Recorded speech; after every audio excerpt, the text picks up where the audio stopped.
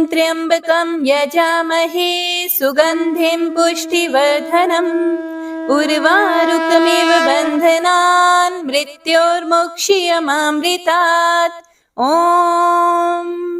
ओम नमः शिवाय। हरे कृष्णा। आप सभी भक्तों का दिन शुभ और मंगलमय हो।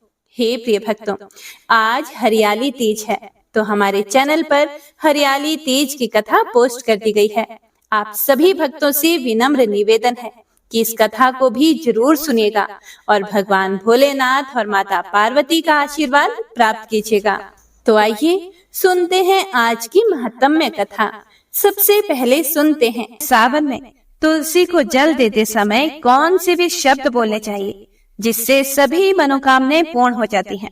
तो आइए मैं आप सभी को एक कथा के माध्यम से आज यह बताती हूँ।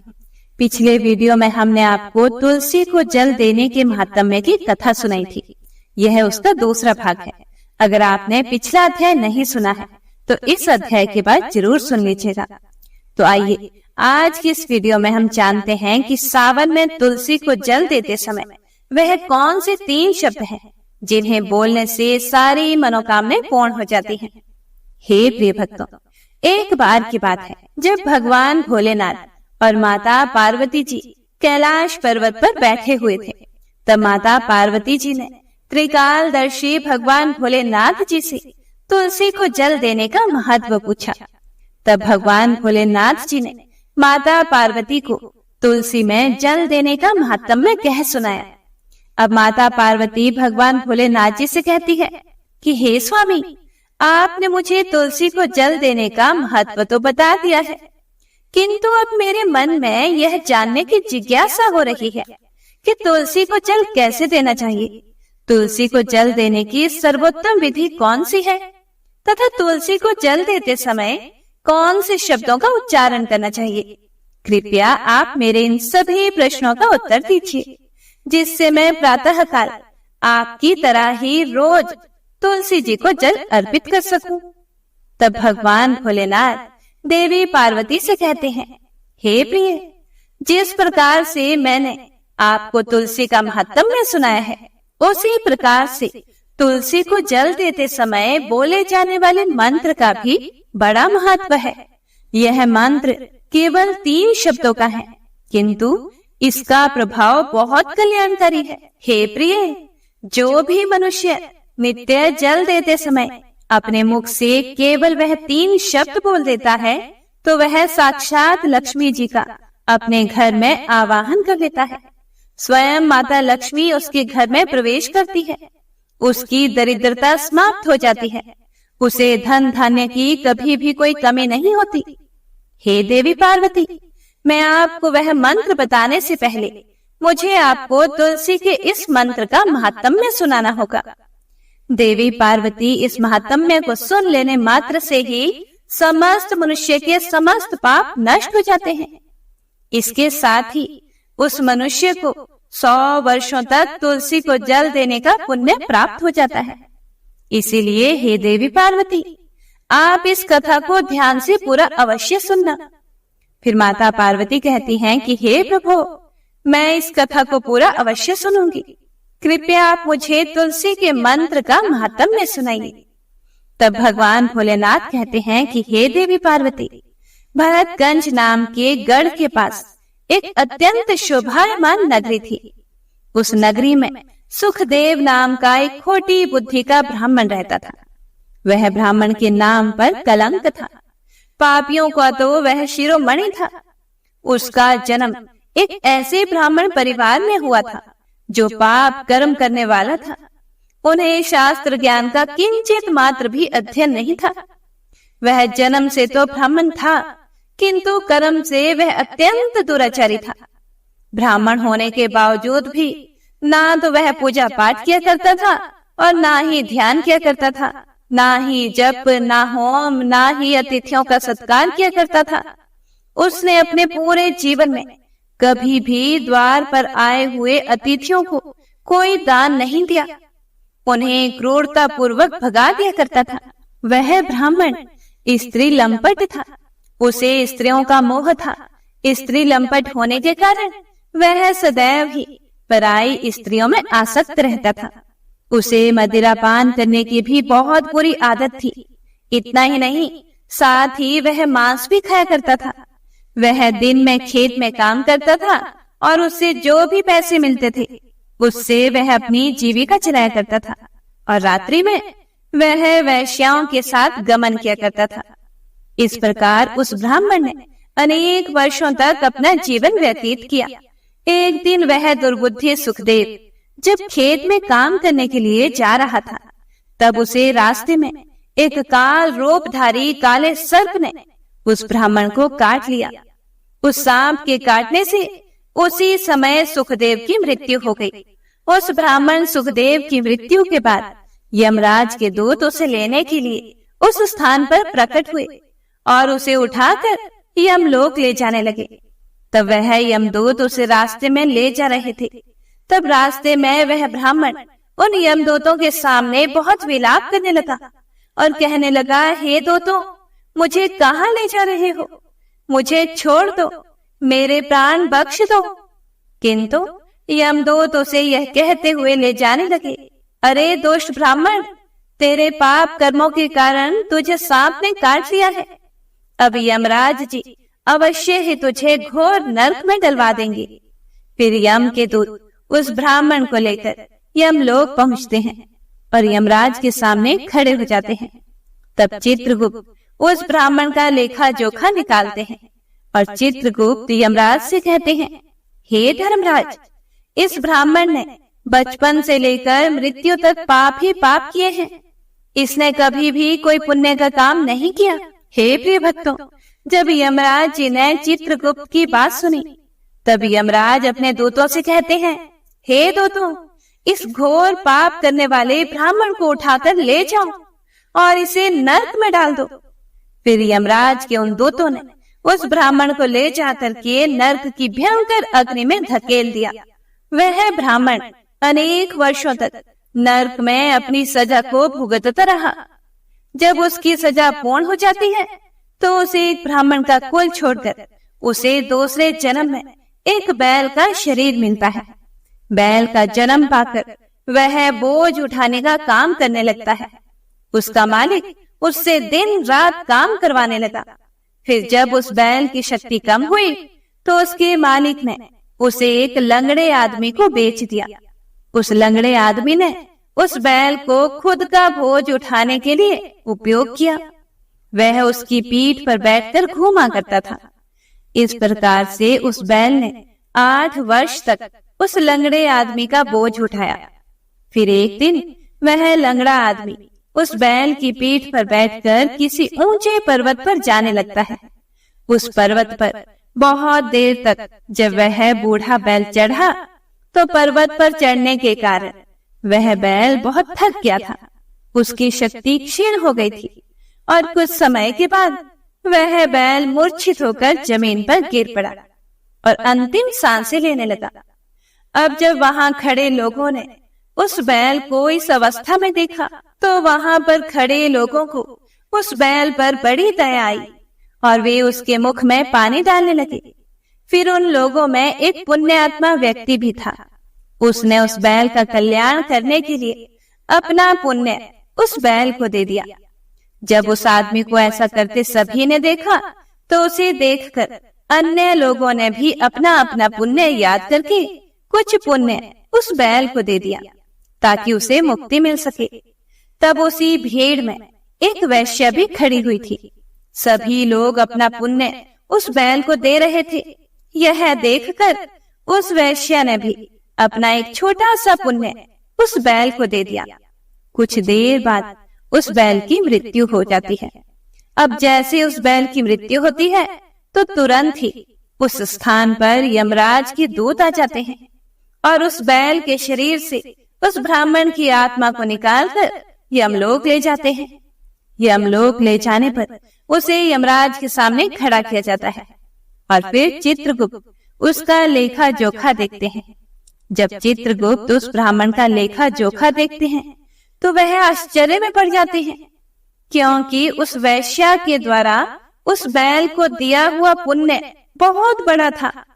अब भगवान भोलेनाथ कहते हैं कि हे देवी पार्वती, आपको आगे जानने को मिलेगा कि वह कौन सा पुण्य था जिस पुण्य को उस वैश्य ने दिया था, जिस पुण्य के प्रभाव से उसके सभी जन्मों के पाप नष्ट हो गए थे। अब जब यह बात यमराज जी ने चित्रगुप्त के मुंह से सुनी तो वह यमराज उस ब्राह्मण के सभी पाप क्षमा कर देते हैं और कहते हैं कि हे ब्राह्मण, उस वैश्य ने तुझे अपना पुण्य देकर तुझ पर बड़ा ही उपकार किया है। केवल उसी के पुण्य के कारण तुम्हारे सभी जन्मों के पाप नष्ट हो गए हैं। इतना कहने के बाद यमराज जी उसे फिर से मनुष्य जन्म प्रदान करते हैं। इस बार वह पृथ्वी पर आकर एक उत्तम ब्राह्मण कुल में जन्म लेता है। उस वैश्या के द्वारा दिए गए महापुण्य के प्रभाव से उसे इस नए जन्म में अपने पूर्व जन्म की बातें याद आने लगती है। जब वह ब्राह्मण बड़ा हो जाता है तो उसे याद आता है कि पिछले जन्म में जब वह बैल था तब एक वैश्या ने उसे उसका पुण्य दे दिया था।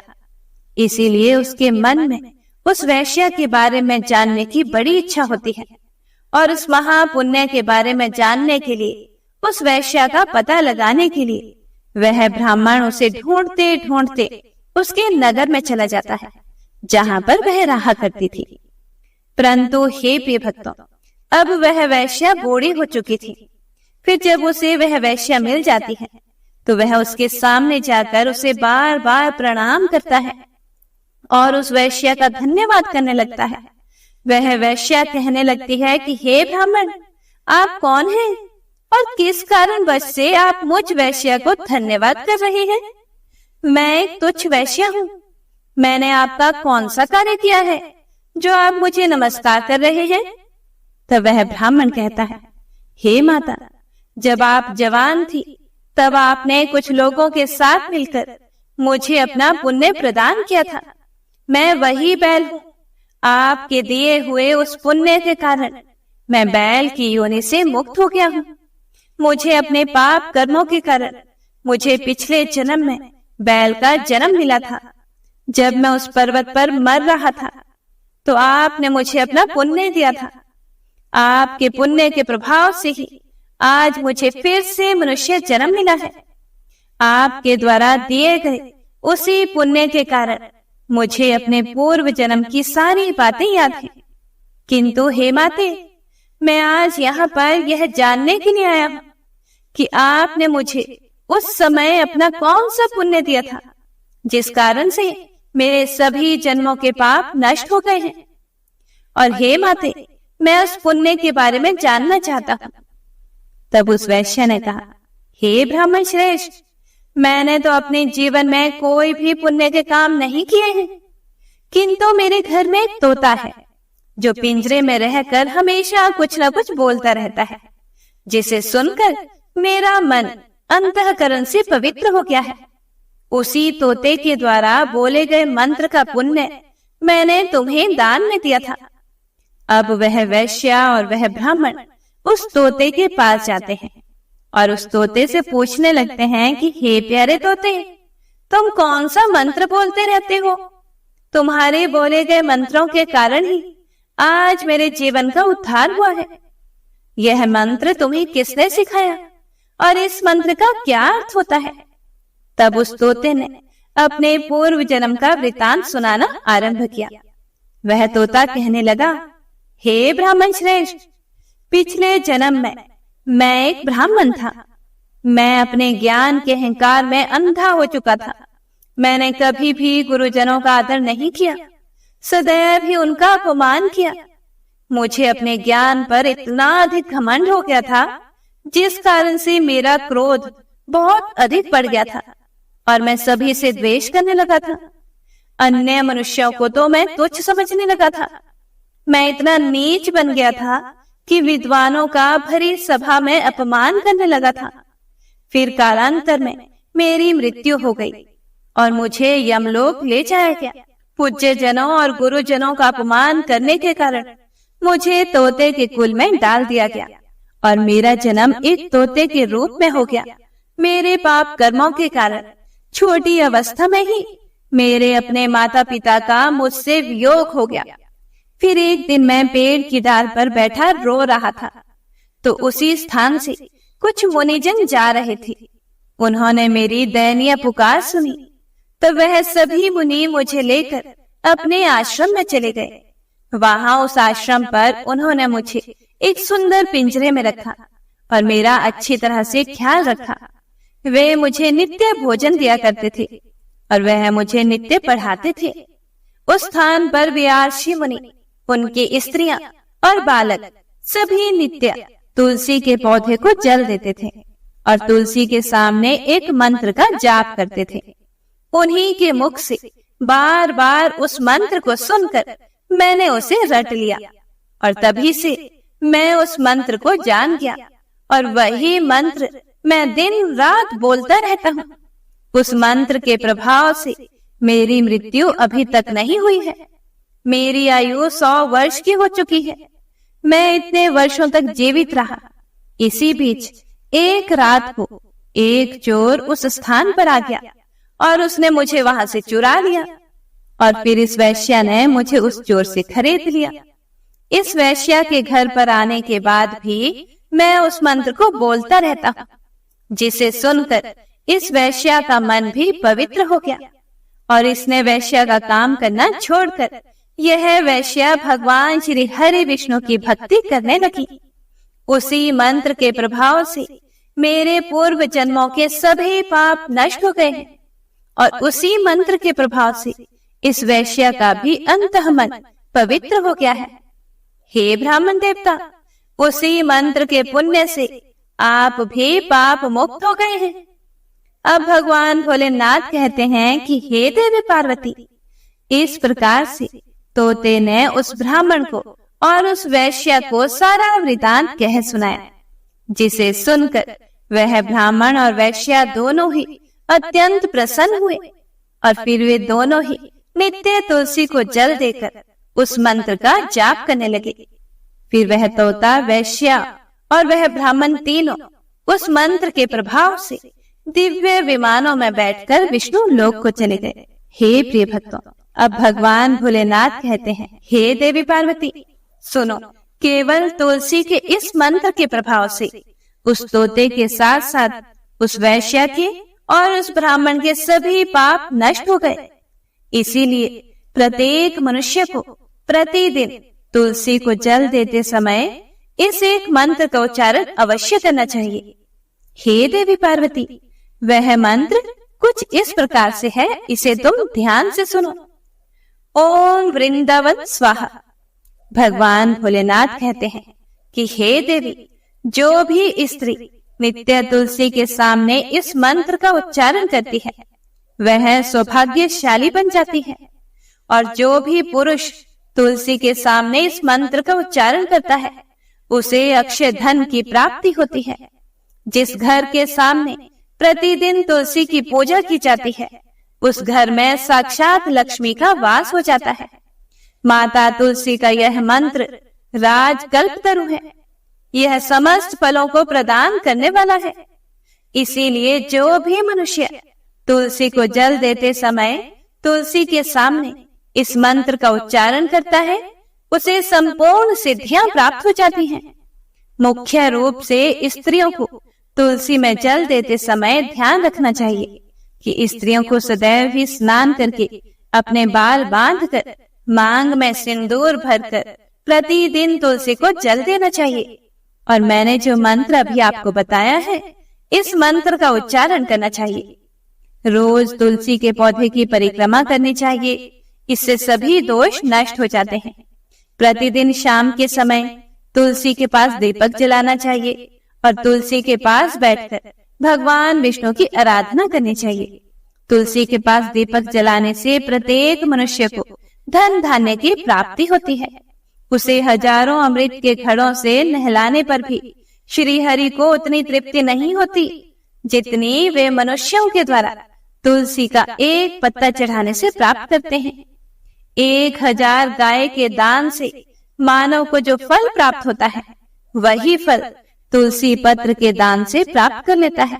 हे प्रिय भक्तों, भगवान शिव माता पार्वती से बोले, जो भी मनुष्य मृत्यु के समय अपने मुख में तुलसी पत्र का जल पा जाता है, वह संपूर्ण पापों से मुक्त होकर श्री कृष्ण के धाम चला जाता है।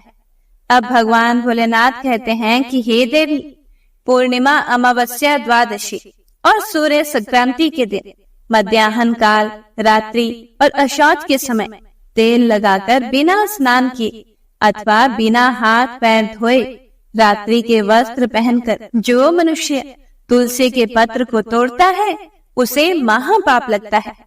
श्राद्ध, व्रत, दान, प्रतिष्ठा तथा देव पूजा के लिए तोड़े हुए तुलसी पत्र बासी होने पर भी 3 रात्रि तक पवित्र ही रहते हैं। तुलसी का एक एक पत्ता ना तोड़कर पत्तियों के साथ अग्र भाग को तोड़ना चाहिए। तुलसी की मंजरी सब फूलों से बढ़कर मानी जाती है। मंजरी तोड़ते समय उसमें पत्तियों का रहना भी आवश्यक माना गया है। पूज्य भाव से पौधे को हिलाए बिना तुलसी के अग्र भाग को तोड़ना चाहिए। इससे पूजा का फल लाख गुना बढ़ जाता है। तुलसी के पत्तों को कभी भी नाखून से नहीं तोड़ना चाहिए, इससे महापाप लगता है। रात्रि में तुलसी के पौधे को स्पर्श ना करें अथवा उसके पत्ते ना तोड़े, ऐसा करना अशुभ माना गया है। रात्रि में तुलसी का पौधा निद्रा अवस्था में होता है। ऐसे में जो भी तुलसी के पत्ते को तोड़ता है, उसे महापाप लगता है। गुरुवार के दिन तुलसी के पौधे में थोड़ा सा कच्चा दूध अर्पित कर देना चाहिए। यह दूध चढ़ाते समय ओम नमो भगवते वासुदेवाय नमः इस मंत्र का जाप अवश्य करना चाहिए।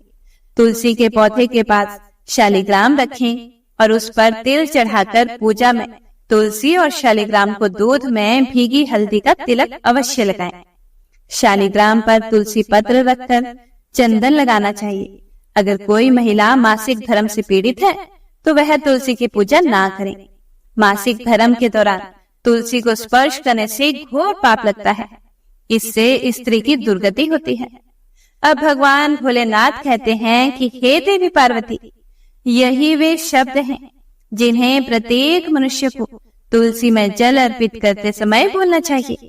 और इसके साथ ही मैंने आपको तुलसी में जल देने की बहुत ही महत्वपूर्ण बातें बता दी हैं। अब माता पार्वती कहती हैं, हे नाथ, आज आपने जो मुझे यह कथा सुनाई है वह सर्वव्यापक है। हे प्रभु, आपका मुझे इस कथा का श्रवण करने के लिए धन्यवाद। हे प्रिय भक्तों, आपको हमारे द्वारा बताई गई सुनाई गई ये कथाएं कैसी लगी, कमेंट करके जरूर बताइएगा। तो आइए मन में गौरी पुत्र गणेश, माता पार्वती, भगवान भोलेनाथ और अपने कुलिष्ट देवी देवताओं का ध्यान करते हुए श्रावण मास महात्म्य की कथा का रसपान करते हैं। श्री शिवाय नमस्तुभ्यम। हे प्रिय भक्तों, भगवान शिव बोले, हे सनत कुमार, अब मैं पूर्व में कहे गए व्रत कर्मों के समय के विषय में बताऊंगा। हे महामुने, किस समय कौन सा कृत्य करना चाहिए उसे सुनिए। श्रावण मास में कौन सी तिथि किस विहित काल में ग्रहण की योग्य होती है, उस तिथि में पूजा, जागरण आदि से संबंधित मुख्य समय क्या है। उन व्रतों के वर्णन के समय कुछ व्रतों का समय तो पूर्व के अध्यायों में बता दिया गया है। नक्त व्रत का समय ही विशेष रूप से उन व्रतों तथा कर्मों में उचित बताया गया है। दिन में उपवास करें तथा रात्रि में भोजन करें, यही प्रधान नियम है। सभी व्रतों का उद्यापन उन व्रतों की तिथियों में ही होना चाहिए। यदि किसी कारण से उन तिथि में उद्यापन असंभव हो तो पंचांग शुद्ध दिन में एक दिन पूर्व अधिवासन करके और दूसरे दिन आदर पूर्वक होम आदि कृत्यों को करें। धारण पारण व्रत में तिथि का घटना व बढ़ना कारण नहीं है। श्रावण मास के शुक्ल पक्ष की प्रतिपदा तिथि में संकल्प करके उपवास करें, फिर से दूसरे दिन पारण करें, इसके बाद दूसरे दिन उपवास करें। इसी क्रम से करते रहें। व्रती को चाहिए कि वह पारण में हविष्यान, मूंग, चावल आदि ग्रहण करें। एकादशी तिथि में पारण का दिन हो जाने पर 3 दिन निरंतर उपवास करें। रविवार व्रत में पूजा का समय प्रातः काल ही होना चाहिए। सोमवार के व्रत में पूजा का प्रधान समय सायंकाल कहा गया है। मंगल, बुध तथा गुरु के व्रत में पूजन के लिए मुख्य समय प्रातः काल है। शुक्रवार के व्रत में पूजन उषा काल से लेकर सूर्य उदय के पूर्व तक हो जाना चाहिए तथा रात्रि में जागरण करना चाहिए। शनिवार के दिन व्रत में नृसिंह का पूजन सायंकाल में करें। शनि के व्रत में शनि के दान के लिए मध्याह्न मुख्य समय कहा गया है। हनुमान जी के पूजन का समय मध्याह्न है। अश्वत्थ का पूजन प्रातः काल करना चाहिए। हे वत्स, रोटक नामक व्रत में यदि सोमवार युक्त प्रतिपदा तिथि हो तो वह प्रतिपदा 3 मुहूर्त से कुछ अधिक होनी चाहिए, अन्यथा पूर्व योगिनी प्रतिपदा ग्रहण करनी चाहिए। और औदुंबरी द्वितीया सायंकाल व्यापिनी मानी गई है। यदि दोनों तिथियों में पूर्व वेद हो तो तृतीया संयुक्त द्वितीया ग्रहण करनी चाहिए। स्वर्ण गौरी नामक व्रत की तृतीया तिथि चतुर्थी युक्त होनी चाहिए। गणपति व्रत के लिए तृतीया विध चतुर्थी तिथि प्रशस्त होती है। नागों के पूजन में षष्ठी युक्त पंचमी प्रशस्त होती है। सुपौदन व्रत में सायंकाल सप्तमी युक्त षष्ठी श्रेष्ठ होती है। शीतला के व्रत में मध्याह्न व्यापिनी सप्तमी ग्रहण करनी चाहिए। देवी के पवित्रारोपण व्रत में रात्रि व्यापिनी अष्टमी तिथि ग्रहण करनी चाहिए। नक्त व्यापिनी कुमारी नवमी प्रशस्त मानी जाती है। इसी प्रकार आशा नामक जो दशमी तिथि है वह भी नक्त व्यापिनी होनी चाहिए। हे प्रिय भक्तों, भगवान शिव सनत कुमार से बोले, वेद एकादशी का त्याग करना चाहिए। हे मुने, उसमें वेद के विषय में सुनिए। एकादशी व्रत के लिए अरुणोदय में दशमी का वेद वैष्णवों के लिए तथा सूर्योदय में दशमी का वेद स्मार्तों के लिए निंद्य होता है। रात्रि के अंतिम प्रहर का आधा भाग अरुणोदय होता है। इसी रीति से जो द्वादशी हो वह पवित्रारोपण में ग्राह्य है।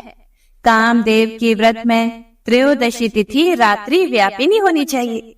उसमें भी द्वितीय याम व्यापिनी त्रयोदशी हो तो वह अति प्रशस्त होती है।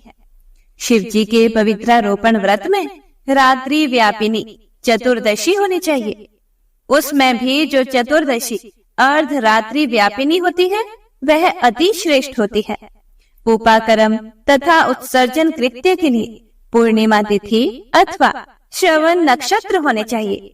यदि दूसरे दिन 3 मुहूर्त तक पूर्णिमा हो तो दूसरा दिन ग्रहण करना चाहिए, अन्यथा तैत्तिरीय शाखा वालों को और ऋग्वेदियों को पूर्व दिन ही करना चाहिए। तैत्तिरीय यजुर्वेदियों को 3 मुहूर्त पर्यंत दूसरे दिन पूर्णिमा में श्रवण नक्षत्र हो तब भी पूर्व दिन दोनों कृत्य करने चाहिए। यदि पूर्णिमा तथा श्रवण दोनों का पूर्व दिन 1 मुहूर्त के अनंतर योग हो और दूसरे दिन 2 मुहूर्त के भीतर दोनों समाप्त हो गए हों तब पूर्व दिन ही दोनों कर्म होना चाहिए। यदि हस्त नक्षत्र दोनों दिन अपराह्न काल व्यापी हो तब भी दोनों कृत्य पूर्व दिन ही संपन्न होने चाहिए। श्रवणाकर्म में उपाकर्म प्रयोग के अंत में दीपक का काल माना गया है और सर्व बलि के लिए भी वही काल बताया गया है। पर्व के दिन में अथवा रात्रि में अपने अपने गृह सूत्र के अनुसार जब भी इच्छा हो इसे करना चाहिए। इस दीपदान तथा सर्व बलिदान कर्म में अस्त काल व्यापिनी पूर्णिमा प्रशस्त है। हयग्रीव के उत्सव में मध्याह्न व्यापिनी पूर्णिमा प्रशस्त होती है। रक्षा बंधन कर्म में अपराह्न व्यापिनी पूर्णिमा होनी चाहिए। इसी प्रकार संकष्ट चतुर्थी चंद्रोदय व्यापिनी ग्राह्य होनी चाहिए। यदि चंद्रोदय व्यापिनी चतुर्थी दोनों दिनों में हो अथवा दोनों दिनों में ना हो तो भी चतुर्थी व्रत पूर्व दिन में करना चाहिए, क्योंकि तृतीया में चतुर्थी महान पुण्य फल देने वाली होती है। इसीलिए हे सनत कुमार, हे वत्स, व्रतियों को चाहिए कि गणेश जी को प्रसन्न करने वाले इस व्रत को करें। गणेश चतुर्थी, गौरी चतुर्थी और बहुला चतुर्थी। इन चतुर्थियों के अतिरिक्त अन्य सभी चतुर्थियों के पूजन के लिए पंचमी विद्या कही गई है। हे प्रिय भक्तों, भगवान शिव बोले कृष्ण जन्माष्टमी तिथि निशिथ व्यापिनी ग्रहण करनी चाहिए। निर्णय में सर्वत्र तिथि 6 प्रकार की मानी जाती है। दोनों दिन पूर्ण व्याप्ति, दोनों दिन केवल अव्याप्ति, अंश के दोनों दिन सम व्याप्ति, अंश के दोनों दिन विषम व्याप्ति, पूर्व दिन संपूर्ण व्याप्ति और दूसरे दिन केवल आंशिक व्याप्ति, पूर्व दिन आंशिक व्याप्ति और दूसरे दिन अव्याप्ति। इन पक्षों में 3 पक्षों में जिस प्रकार संदेह नहीं है उसे अब सुनिए। विषम व्याप्ति में अंश व्याप्ति से अधिक व्याप्ति उत्तम होती है। एक दिन तिथि पूर्णा है, वही तिथि दूसरे दिन अपूर्णा कही जाती है। अव्याप्ति तथा अंश से व्याप्ति, इनमें अंश व्याप्ति उत्तम होती है। और जब अंश व्याप्ति पूर्ण हो तब जब अंश से सम हो वहां संदेह होता है और उसके निर्णय में भेद होता है। कहीं युग्म वाक्य से वार व नक्षत्र के योग से, कहीं प्रधान द्वय योग से और कहीं पारणा योग से। जन्माष्टमी व्रत में संदेह होने पर तीनों पक्षों में पराग्राह्य होती है। यदि अष्टमी 3 प्रहर के भीतर ही समाप्त हुई हो तो अष्टमी के अंत में पारण हो जाना चाहिए और उसके बाद यदि अष्टमी उषा काल में समाप्त होती हो तो पारण उसी समय करना चाहिए। पिठोर नामक व्रत में मध्याह्न व्यापिनी अमावस्या शुभ होती है और वृषभों के पूजन में सायंकाल व्यापिनी अमावस्या शुभ होती है। कुशों के संचय में संगम काल अर्थात यह दिन के 5 भागों में से दूसरा भाग होता है, व्यापिनी अमावस्या शुभ कही गई है। सूर्य के कर्क संक्रमण में 30 घड़ी पूर्व का काल पुण्यमय मानते हैं। अगस्त्य के अर्घ का काल तो व्रत वर्णन में ही कह दिया गया है। हे वत्स, मैंने आपसे यह कर्मों के काल का निर्णय कह दिया। जो भी मनुष्य इस अध्याय को सुनता है अथवा इसका पाठ करता है वह श्रावण मास में किए गए सभी व्रतों का फल प्राप्त करता है। श्री शिवाय नमस्तुभ्यम। हे प्रिय भक्तों, तो अध्याय यहीं पर समाप्त होता है। इससे आगे का वर्णन आप अगले अध्याय में सुनेंगे। तो आइए अब सुनते हैं शिव चालीसा। जय गणेश गिरिजा सुवन, मंगल मूल सुजान, कहत अयोध्या दास तुम, देहु अभय वरदान। जय गिरिजापति दीन दयाला, सदा करत संतन प्रतिपाला। भाल चंद्रमा सोहत नीके, कानन कुंडल नागफनी के। अंग गौर शिर गंग बहाए, मुंड माल तन 4 लगाए। वस्त्र खाल बागंबर सोहे, छवि को देखी नागमन मोहे। मैना मातु की हवे दुलारी, बाम अंग सोहत छवि न्यारी। कर त्रिशूल सोहत छवि भारी, करत सदा शत्रुन क्षयकारी। नंदी गणेश सोहे तह कैसे, सागर मध्य कमल है जैसे। कार्तिक श्याम और गणराव, या छवि को कही जात न काओ। देवन जब ही जाए पुकारा, तभी दुख प्रभु आप निवारा। किया उपद्रव तारक भारी, देवन सब मिली तुम ही जुहारी। तुरत छड़ानन आप पठायो, लव निमेष महामारी गिरायो। आप जलंधर असुर सहारा, सुयश तुम्हार विदित संसारा। त्रिपुरासुर सन युद्ध मचाई, सबही कृपा कर लीन बचाई। किया तप ही भागीरथ भारी, पूरब प्रतिज्ञा तासु पुरारी। दानिन मह तुम सम कोई नाही, सेवक स्तुति करत सदाही। वेद नाम महिमा तव गाई, अकथ अनादि भेद नहीं पाई। प्रकटी उधती मंथन में ज्वाला, जरत सुरासुर भय विहाला। किन्हीं दया तह करी सहाय, नीलकंठ तब नाम कहाई। पूजन रामचंद्र जब किन्हा, जीत के लंका विभीषण दिन्हा। सहस कमल में हो रहे धारी, किन्ह परीक्षा तभी पुरारी। एक कमल प्रभु राखे जोई, कमल नयन पूजन चह सोई। कठिन भक्ति देखी प्रभु शंकर, भय प्रसन्न दिए इच्छित वर। जय जय जय अनंत अविनाशी, करत कृपा सबके घटवासी। दुष्ट सकल नित मोहि सतावे, भ्रमत रहूं मोहि चैन न आवे। त्राहि त्राहि मैं नाथ पुकारो, यही अवसर मोहि आन उबारो। लई त्रिशूल शत्रुन को मारो, संकट से मोहि आन उबारो। मात पिता भ्राता सब होई, संकट में पूछत नहीं कोई। स्वामी एक है आस तुम्हारी, आए हरहु मम संकट भारी। धन निर्धन को देत सदाही, जो कोई जांचे सो फल पाही। स्तुति के ही विधि करें तुम्हारी, क्षमु नाथ अब चूक हमारी। शंकर हो संकट के नाशन, मंगल कारण विघ्न विनाशन। योगी यति मुनि ध्यान लगावे, शारद नारद शीश नवावे। नमो नमो जय नमः शिवाय, सूर ब्रह्मादिक पार न पाए। जो यह पाठ करे मन लाए, तापर होत है शंभु सहाय। ऋणिया जो कोई हो अधिकारी, पाठ करे सो पावन हारी। पुत्रहीन कर इच्छा जोई, निश्चय शिव प्रसाद ते ही होई। पंडित त्रयोदशी को लावे, ध्यान पूर्वक होम करावे। त्रयोदशी व्रत करे हमेशा, ताके तन नहीं रहे कलेशा। धूप दीप नैवेद्य चढ़ावे, शंकर सम्मुख पाठ सुनावे। जन्म जन्म के पाप नसावे, अंत धाम शिवपुर में पावे। कहे अयोध्या दास आस तुम्हारी, जानी सकल दुख हरहु हमारी। नित नेम कर प्रातः ही, पाठ करो चालीसा। तुम मेरी मनोकामना, पूर्ण करो जगदीश। मगसर छठी हेमंत ऋतु, संवत 64 जान। स्तुति चालीसा, शिव ही पूर्ण कील कल्याण। ओम नमः शिवाय। हे प्रिय भक्तों, तो यह थी आज की कथा। उम्मीद है आप सभी भक्तों को पसंद आई होगी और पूरे भक्ति भाव से कथा का श्रवण किया होगा। कथा पसंद आए तो लाइक करके कमेंट बॉक्स में जयकारा भी जरूर लगाइएगा। और हाँ, हमारे चैनल पर हरियाली तीज की कथा भी जरूर सुनिएगा।